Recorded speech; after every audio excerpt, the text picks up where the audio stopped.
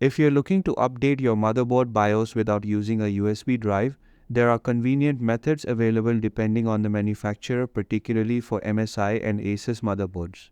These methods allow you to update the BIOS directly from your system using either a software utility or your internet connection via UEFI firmware settings.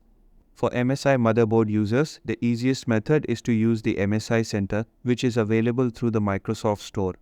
Start by opening the Microsoft Store on your Windows PC and search for MSI Center. Click on Get to begin downloading the app. Once the installation is complete, open MSI Center and then head over to the Support tab. From there, click on the Advanced option to reveal more features and settings.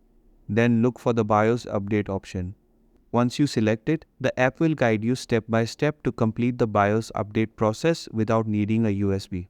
This method is simple and safe, especially for users who prefer not to interact with BIOS manually.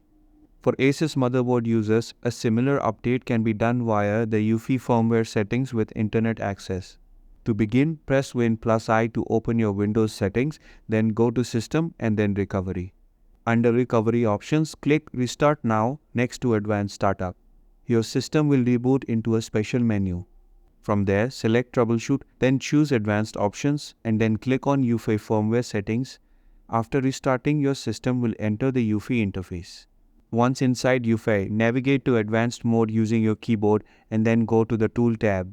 Under this tab, select Asus S Flash Utility. Here, choose the Via Internet option. Then use the arrow keys to select your internet connection and press Enter.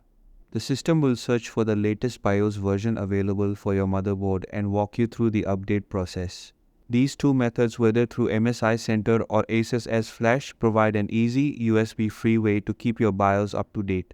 Regular BIOS updates can improve system performance, fix bugs, and ensure compatibility with new hardware, so it's a good habit to stay current.